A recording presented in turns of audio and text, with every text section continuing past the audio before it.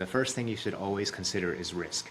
I think that gets lost in the shuffle when you hear about stocks going up and your eyes get big because you see the dollar signs and you think about how much money you're going to make. And even though logically you might have been told you should be diversified, you want to take risk into account. Once you start imagining how much money you're going to have, all of a sudden that goes out the window and you start trying to make more and more money. And so I'd say one of the main differences between investing and gambling is a gambler looks at returns first and foremost, tries to maximize returns, and risk is secondary or not even considered. A good investor, risk is always the first priority. Risk is always the first thing you look at. Once you've determined how much risk you have or how much risk you're willing to take, then you can try to maximize your returns. Obviously, returns are important. We want to make money, but that has to all be done in the context of risk. That's where a lot of both engineers and most investors go wrong with investing.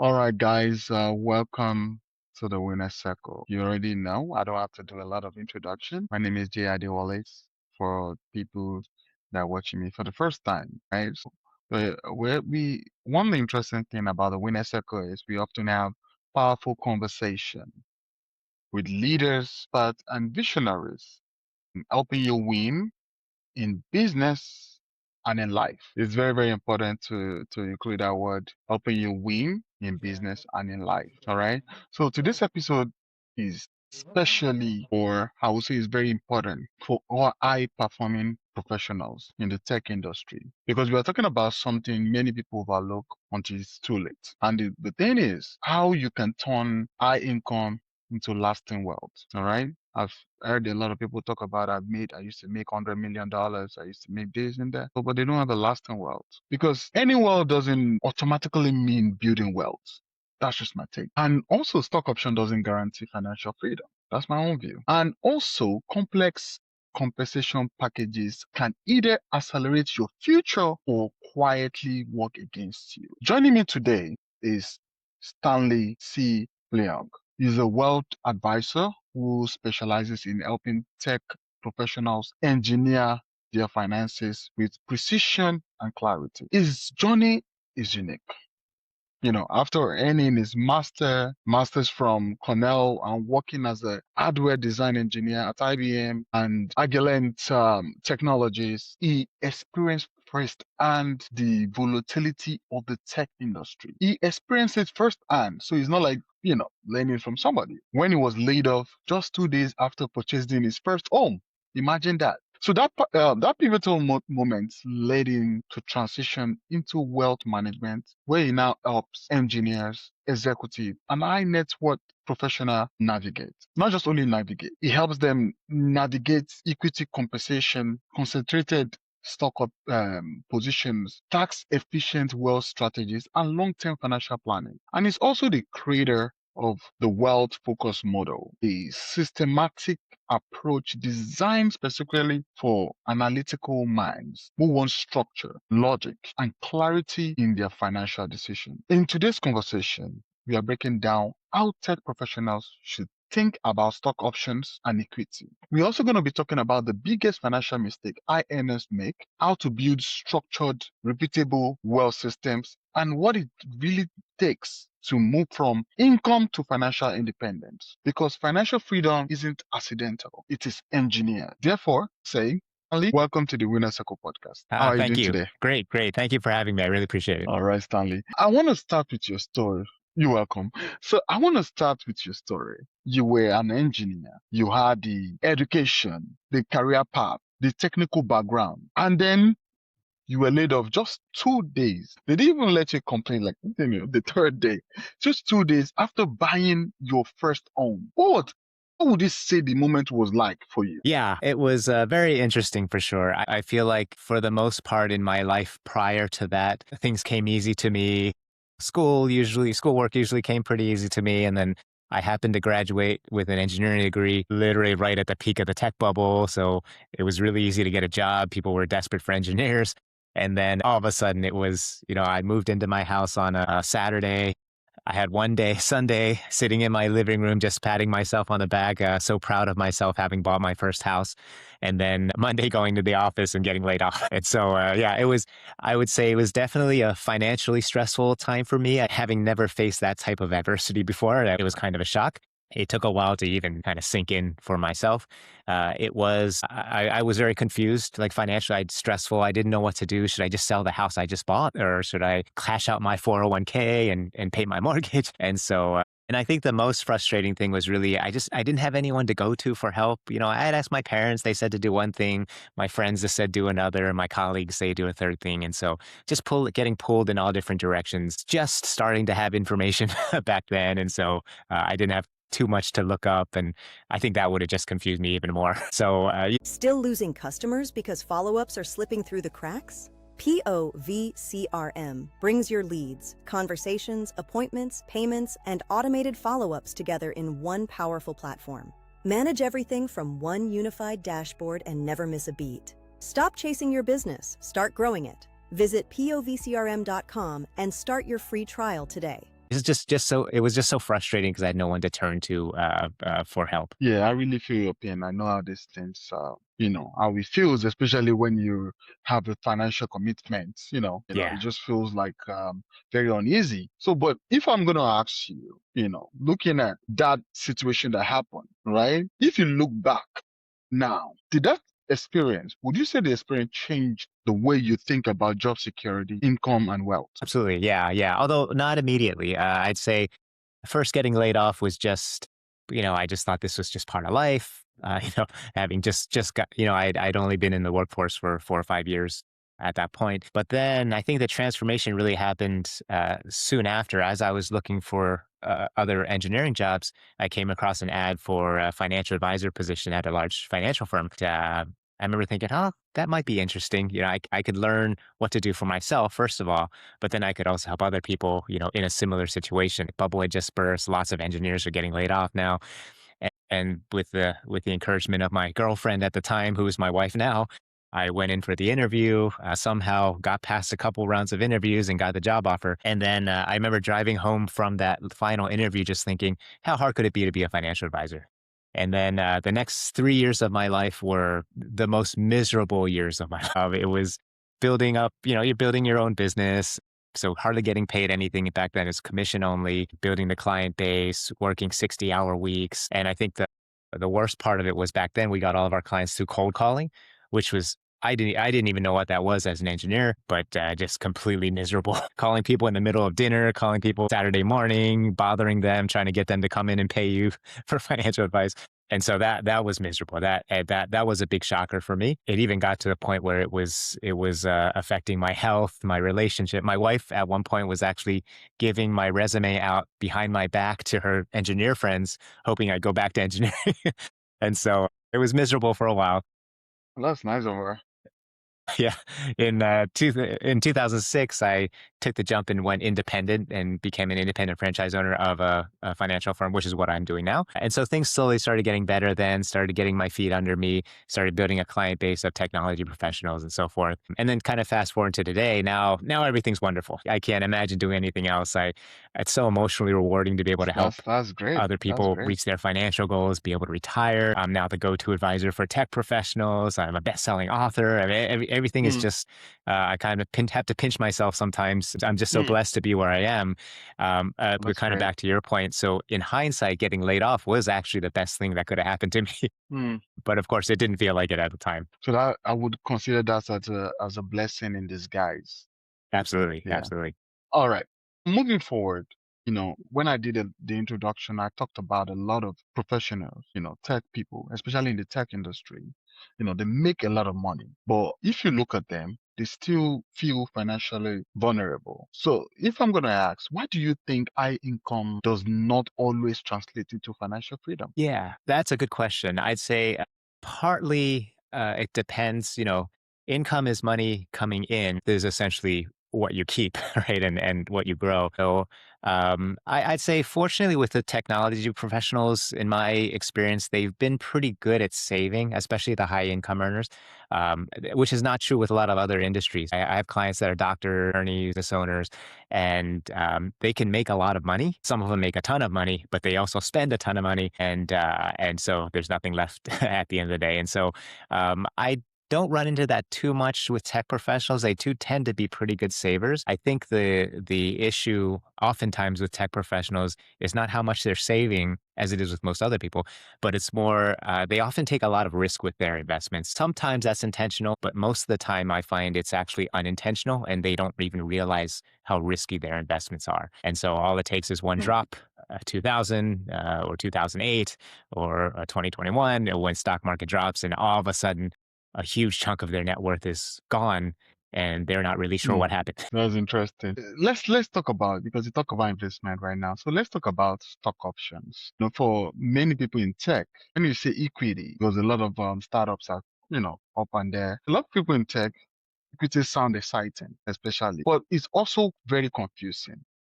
Yeah. So how would you, or how should someone begin to understand what they actually own, especially when it comes to equity? And another question, I just want you to just follow up with it. What would be the biggest mistake tech professionals make, or what would you say is the biggest mistake they often make with stock option or restricted stock? Yeah. Circle back. I think you cut out a little bit. What was the first question? Yeah, the first question is, I just talked about stock options.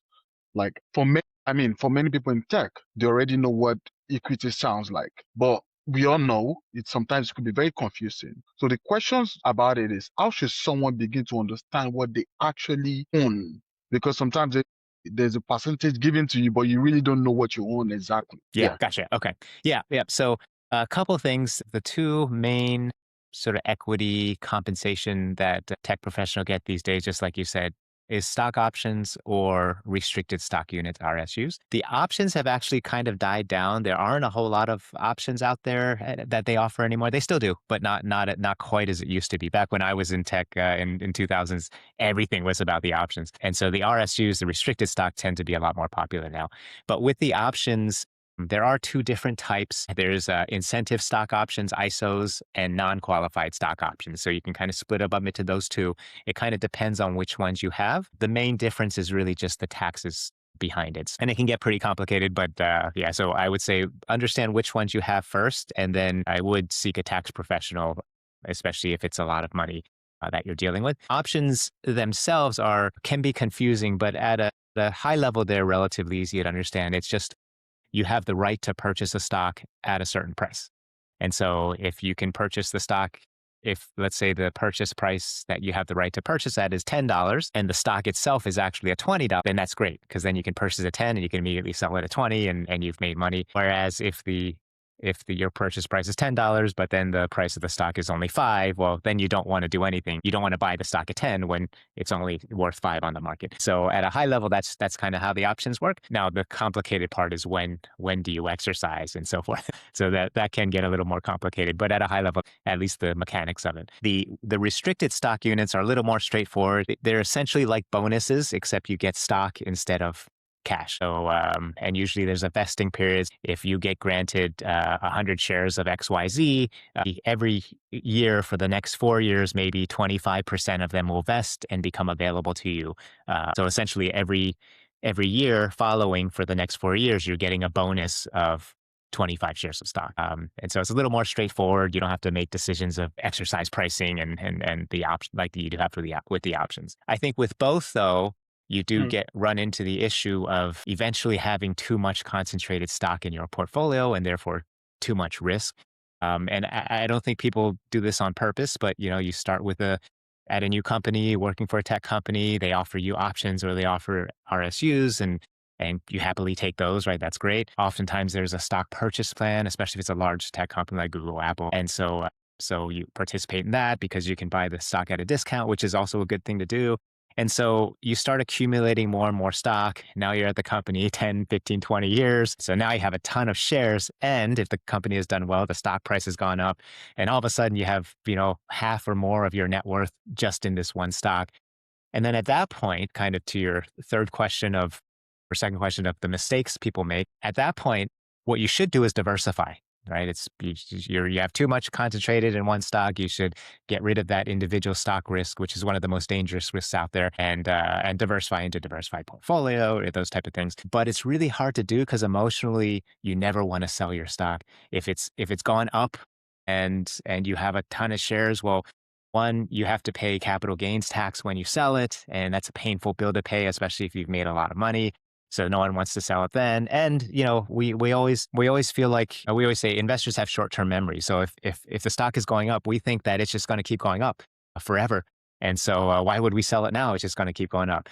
And so emotionally, it's really difficult to sell when it's up. If it's down, well, emotionally, it's also tough to sell because I don't want to sell it now. It's down. I want to sell it when it goes back up. And so you don't want to sell when it's down either. So emotionally, there's really never feels good to sell.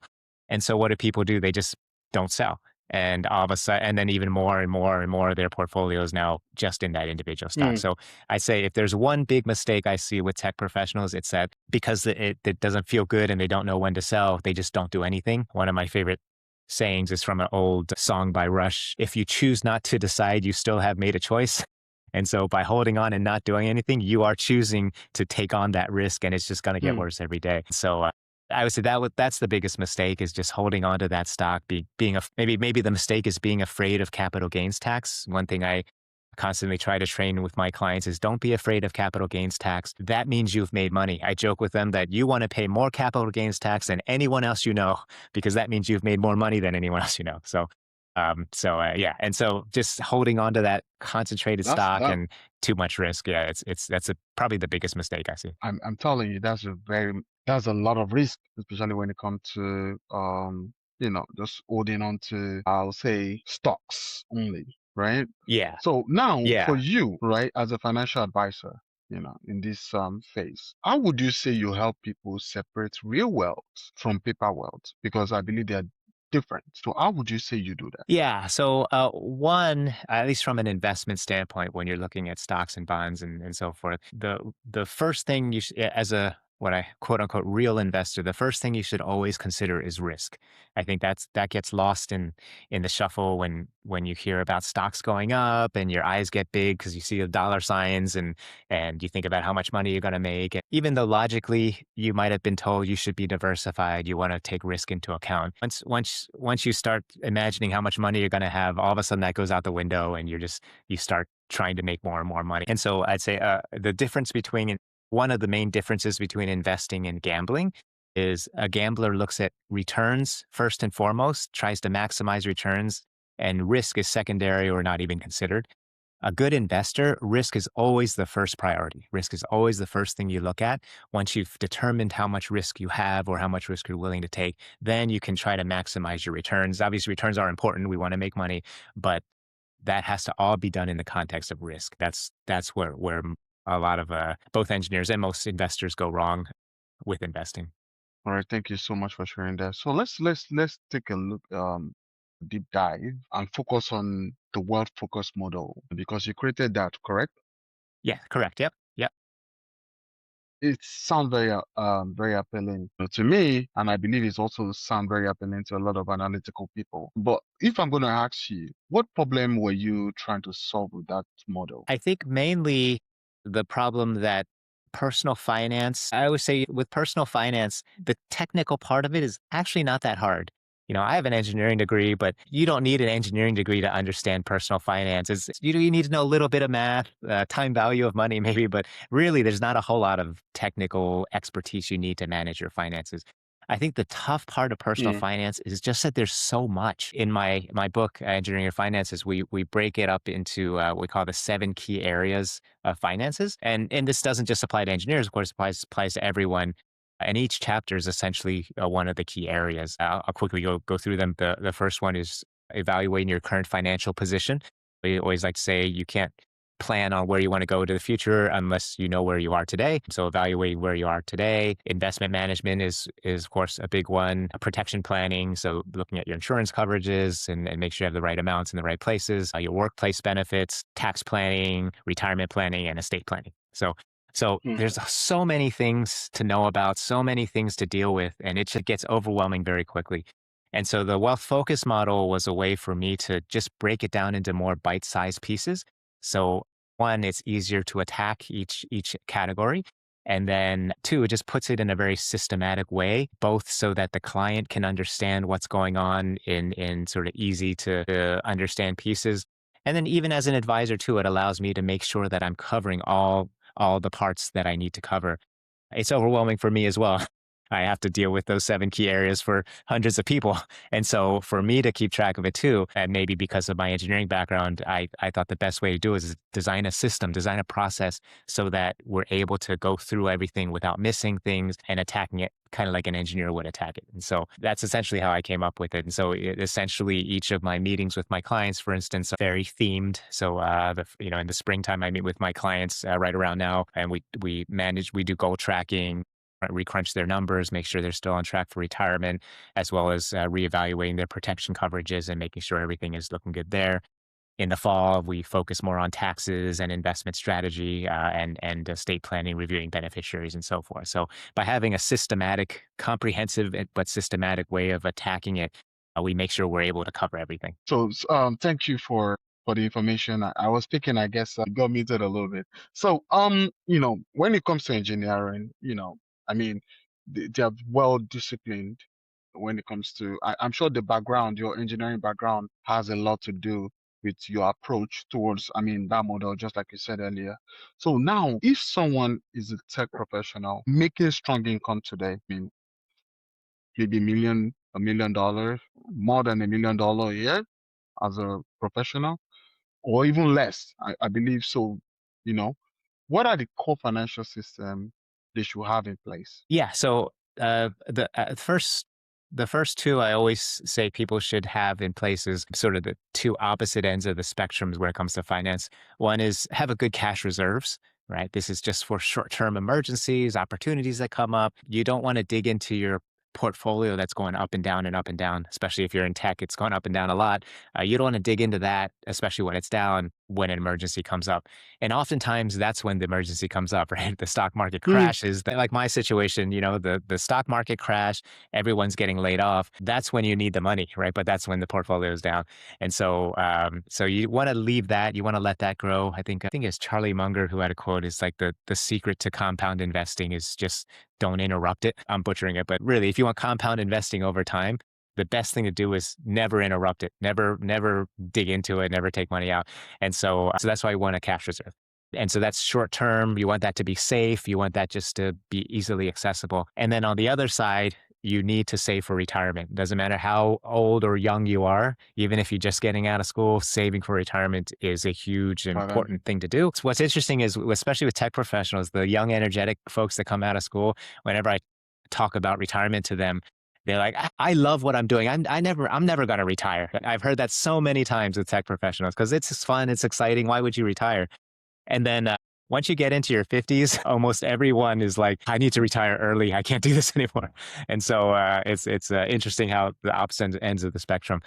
But yeah, it is really important to save for retirement, especially when you're younger. I mean, that compounding with investments, that's most powerful. Time is the most powerful thing, right? If you can save in your 20s and 30s, it's amazing how much money you can make, even with a relatively low rate of return with that money. Whereas if you start saving in your 50s and 60s, or even your 40s, you have to save so much more money just to keep up with the person that's saved in their 20s. So and so those are the kind of the two opposite. And then it's also because retirement is so far away, especially if you're younger, the investment strategy is completely different. The cash reserve should be very safe and accessible. Retirement money, we can take risk with that. It can go up and down in the meantime.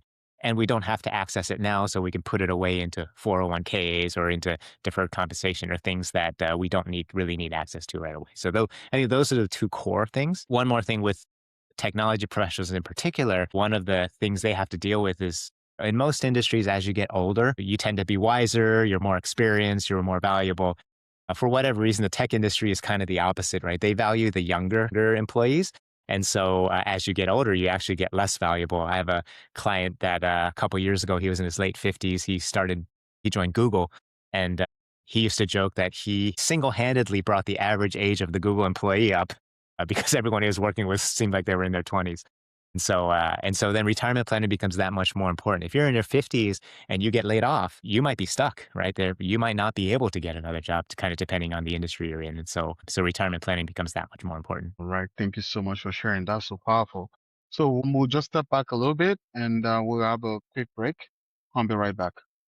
Your website is your hardest working employee. If it's not building trust and converting visitors, it's costing you growth. At Nixall Designs, we don't just build websites, we build business assets. We specialize in high-end website design, strategic redesigns, and high-converting landing pages. From custom e-commerce experiences to integrated lead capture systems, every pixel is shaped for performance. Our strategy-led approach ensures your brand identity is clear and credible across every device. We bridge the gap between creative design and the technical systems that drive real results. Stop settling for a website that just exists. Start growing with a digital presence built to convert. Look credible. Grow confidently. Book your free consultation today at nwixalldesigns.com. All right. I want to pause here for a moment, because this is such an important conversation for me, and I believe same for you, because what I'm hearing today from Stanley is something every high-performing professional needs to understand. Income is not the same thing as wealth, meaning you can have the salary, you can have the stock options, you can have the impressive title, but if there's no structure, if there is no tax strategy, no diversification plan, and you have no long-term vision, or if you don't have retirement plan, just like Stanley just said, that money can disappear faster than people expected. And I think this is especially important for tech professionals because the industry rewards speed. We know that. Google, name them. They reward innovation and they have good, big compensation packages. But it also comes with volatility and it also comes with companies restructure. Remember how AI got into the market and JavaScript and all the old stuff just went off just like that, all right? We're talking about AWS, all right? It's a lot of things. And don't forget, stock values change, market shifts. All the jobs that feel secure today can change tomorrow. So the real question is not just how much am I earning? The better question is, how am I engineering my financial future? Finally, that brings me to this. For someone listening right now who has equity and who has a good salary and maybe some uncertainty about what to do next, what is the first financial move they should make to gain more clarity and control of their finances? That's an easy one. You should get my book, Engineering Your Finances. But yeah, it's I would say to get more clear, the first is just come up with a plan. And that could be either work with a financial professional or yourself, which is fine. But come up with a plan, especially around the retirement again. What does retirement look like? When is it going to be? Even if you don't know, just make it up. That's fine. It gives you a starting point. And I think that part is really important. A lot of people, especially when it comes to investing and equity in the stocks and diversification, people think of it just as, I just want to make money. But understanding the purpose behind the money is it is the first step, in fact, and a really important step to take before you start getting into what am I going to invest in. And this is one I think a lot of people miss. One saying, I don't know where it came from, but one of my favorites is money without purpose has no value. Right? And so understanding the purpose, it does two things. One, allows you to understand what investment strategy to use. Being for a down payment for a vacation home in a year or two is a very different investment strategy than saving for retirement 20 years out, and it has to last another 30 years. And it also puts risk into perspective. Again, risk is the most important part of investment management, and it allows you to put it into more perspective. And so I'll give you an example. A client a couple of years ago, when the whole meme stock thing was taking off and GameStop was skyrocketing, and he gave me a call. He's a bit of a younger client. He gave me a call and he said, I read about this GameStop thing. It seems like all these people are making all this money. Should I get in on this? And of course I was like, no, you want to stay diversified. You could literally lose all your money with playing a game like that. And he was like, I understand it's a lot of risk, but you could also make a lot of money, right? So how do I know if it's worth it? And so what we did is we went to his financial plan, and he was planning on using IRA money for this. And so we're like, okay, let's say all that money, worst case, all that money just disappeared. How would that affect your retirement? And crunching the numbers, it looked like it would have delayed his retirement 5 years. And as soon as he saw that, then he was like, oh, forget about it. I'm not playing this game. I'm not risking 5 years of retirement just to play that game. Right. And so by understanding the purpose behind the money, it gave him something solid to evaluate the risk and make an informed decision around it. Whereas if I tell you, oh, the risk of it is the standard deviation of 20, that doesn't mean anything to anyone. So understanding the purpose on the money, I think is the very first step to any investment strategy, because it puts the risk into sort of real terms and allows you to evaluate it in the right context. All right, thank you so much. One of our live chat, I asked a question, and the question is, how do you help clients clarify what freedom means for their lifestyle and family? Yeah. So the most important is, one of the things I ask initial new clients when they first come in is, what is the goal? Usually it's retirement. And then what does that look like? Like, when is it going to be? Where are you going to live? Who are you going to hang out with? Where are you going to travel to? What are your hobbies, right? The clearer I think you can really paint that picture, the easier everything else just kind of falls into place, and the more likely you'll take the right actions towards that. I mean, it's kind of like running a business, right? You have a goal, you have a vision, and then that vision and your principles behind that vision is what kind of guides your decisions, right? To get you to that business, that vision that you want. And I think retirement is the same in that sense. It's the more you can clearly picture what retirement looks like for you, the better decisions you make. All the decisions you make will then start to gear towards that. I have another client who, when they first met me, they had mentioned they want to move to North Carolina and retire. In North Carolina, they had some family there in Asheville in the mountains. It was a beautiful place, and that was their dream. They hadn't done anything about it. And I think they were in their 40s when they first started with me, and they figured they'll get to it, when they get to the retirement. But as we started talking more about it, what's this house going to look like? How are we going to do this? And they decided, let's put aside some money specifically earmarked for this property. And so we started doing that, and they actually just happened to come across some land available right where they wanted to be at the time. They actually bought the land, so they own the land now. And now the plan is they're not retired yet, but now the plan is once they do, then they'll build on That's that nice. land. So they're halfway there. Yeah, I'm pretty sure had we not gone through that whole exercise of really imagining what it was like and getting them excited about it and so forth, I think to this day they probably wouldn't have done anything yet. But because they've had that vision, it just kind of got them to move forward. And an opportunity came up, they jumped on it. No, that's nice. Yeah. So another thing is, because I know, at least I've met people, even as a business consultant and a business coach, I've met a lot of people. I mean, I focus on business. Some of them they're crossing over from their careers, and think they often think about a lot of professionals always think financial planning is only about investing. But my own take is, I believe wealth protection matters. A lot of people always underestimate wealth protection. So what would you say, or in your own definition, what does protection look like for someone in?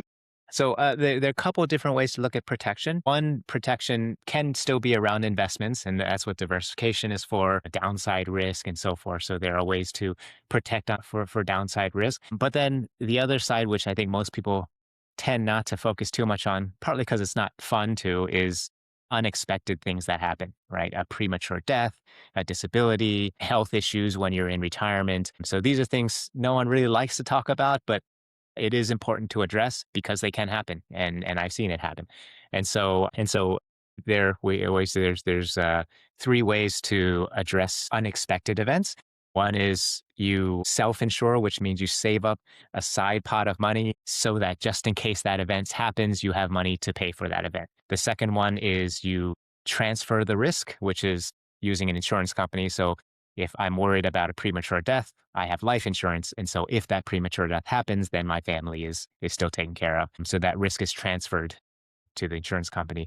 And the third one is just to accept the risk, right? And just say, okay, this is a risk that I'm willing to take, and either try to avoid risky behaviors.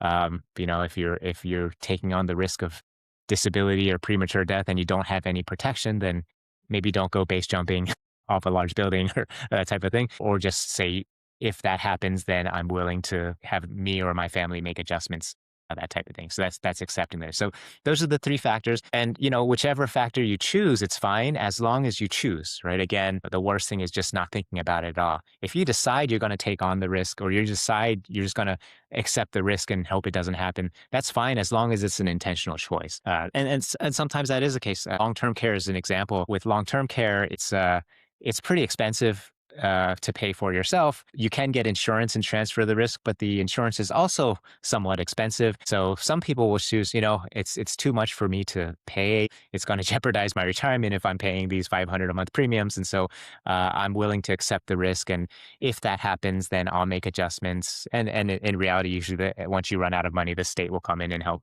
pay for it as well. And so that's a situation where sometimes it makes sense to just accept the risk. But in others, like premature death, liability as well, that liability one that most people or a lot of people don't address, but is a really easy one. Umbrella insurance is something that I would absolutely recommend if you're high net worth. It's a risk. It's certainly a risk that you can have, and it's really pretty inexpensive to cover it. But that's one a lot of people don't address as well. So those three ways of addressing risk, and just make sure that you're intentionally making decisions around that. All right. Thank you so much. We have quite a number of chat, but we'll just we for not wanting of time, we'll just continue because I don't want it to deviate the conversation we're having.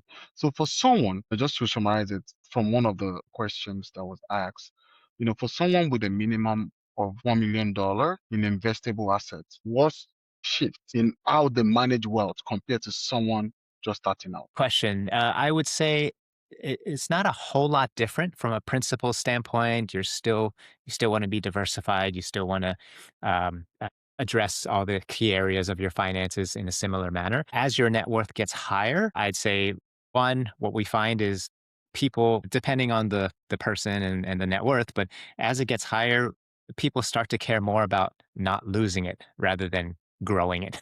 And so oftentimes people get a little bit more conservative, or at least put in more investment strategies that protect on the downside. And then as you get higher too, there are sort of different levels of investing there's an accredited investor, which is, they change the rules every year. So something like if you make over 200,000 a year for 2 years in a row, or your net worth is $1 million, or if you have $1 million in investments, for instance, there's a couple of them. There's a qualified purchaser, which is someone that has 5 million in investments. And as you get into those layers, there are more investment options that become available for you, alternative type of investments, hedge funds, private equity, and those type of things. Now, one thing I do warn my clients is just because you now have access to them doesn't necessarily mean they're good investments. For the most part, it really just means they're more risky. That's why you're not allowed to invest in those unless you have certain net worth. But there are some that are good. For me, especially, I think there's some good alternatives out there that really help diversify a portfolio, and again, help protect on the downside even more than a regular portfolio would. And as your net worth gets higher, you have access to more of those type of investments. All right. So if you could give every listener, or maybe tech professional, or, a professional in business, or, one financial lesson before they receive their next stock grant or bonus, or depending on how you place it, what would it be? Let's see. There's so many that I'd like to teach, but I'd say maybe one big one is just around investing in general. Again, because dealing with tech professionals, the risk thing is always a factor that comes out. Mm-hmm. As I had mentioned before, risk should be the primary consideration before you worry about how much money you're going to make. And one really good litmus test that I like to use is, if you're considering putting money into something, whether it's, Nvidia stock or whatever the shiny thing is right now, a gambler, the first thing they think is always, how much money can I make? What kind of car can I buy once this thing takes off, or a big house, or where can I move? And they're always looking at the return. A good investor, if you're going to put money into something, the first thing you always think of is, what if I'm wrong? What if this doesn't go the way that I think? How is that going to affect me? And am I okay with that? Right? Even if you're not a good investor, even if you're not good at picking investments, but you have that in mind when you're thinking about putting your money into something, I think you are going to have a better start in investing than most people out there. So you're gonna have a better start at investing than more people. That's a very, very interesting word. So now I need another advice. And the advice I want, you're the financial advisor for us today. So for the professional listening to this conversation who feel a little bit behind, or let me just say they feel a little bit overwhelmed, or they don't even know where to start. There's so many videos on YouTube, this and that. They don't know where to start.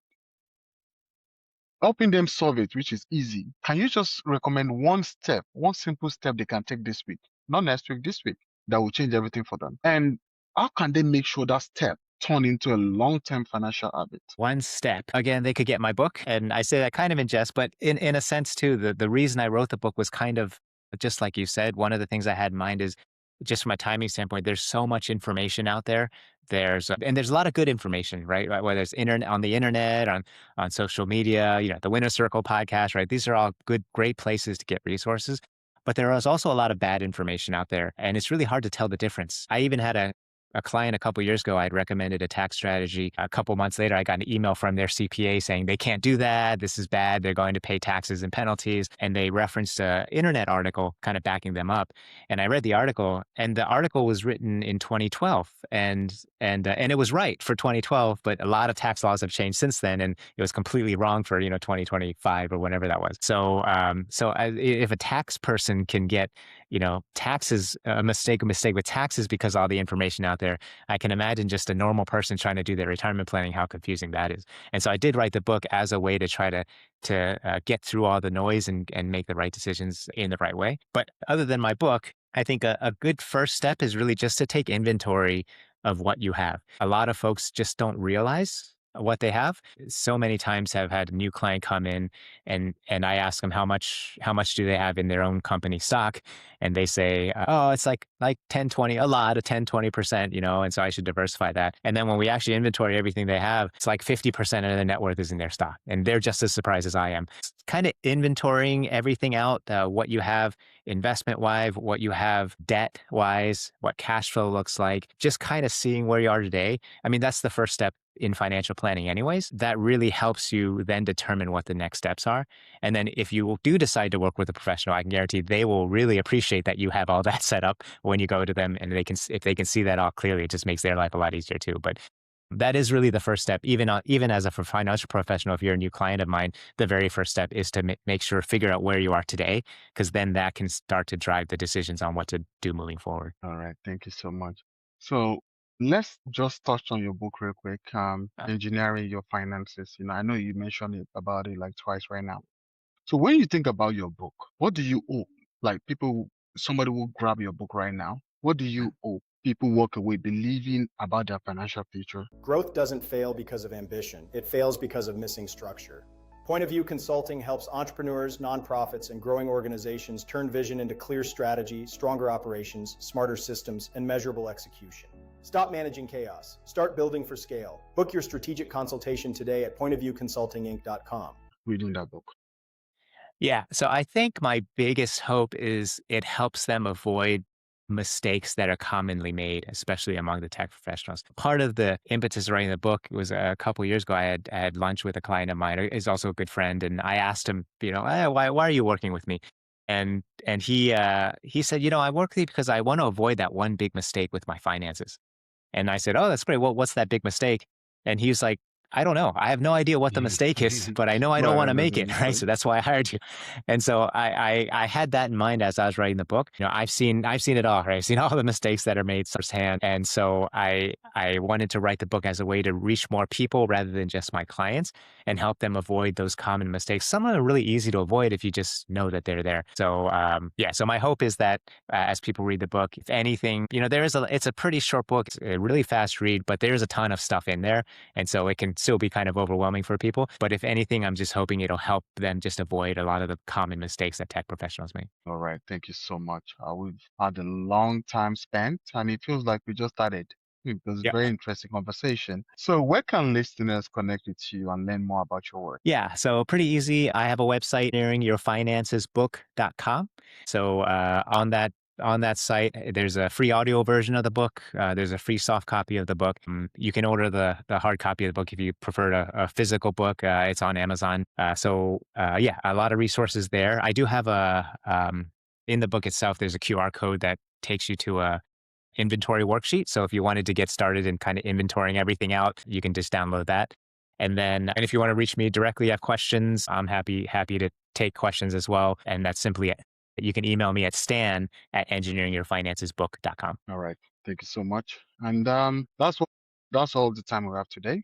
Before then, we have quick thing we do. We call it rapid fire. I ask you a question, you answer with just one sentence. So let's do it. It's called rapid fire. So let's do it.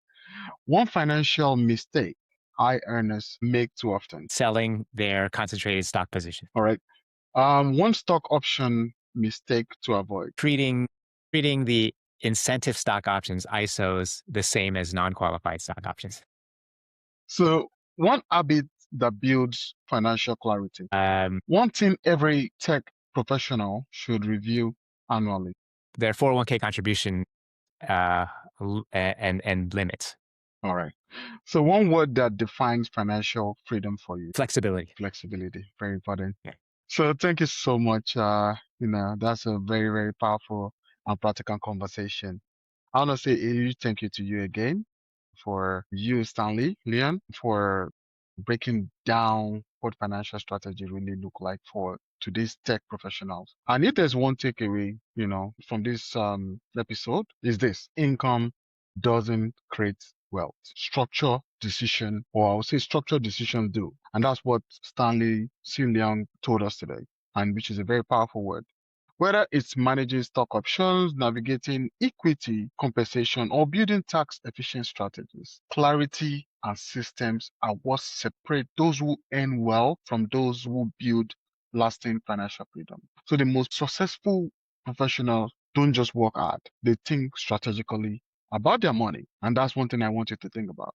Think strategically about your money. So reach out to Stanley if you have any question or any information you want to learn more about this conversation. And if today's episode brought you value, be sure to subscribe, rate, and share the Winner Circle podcast with a fellow professional or leader who need to hear this conversation.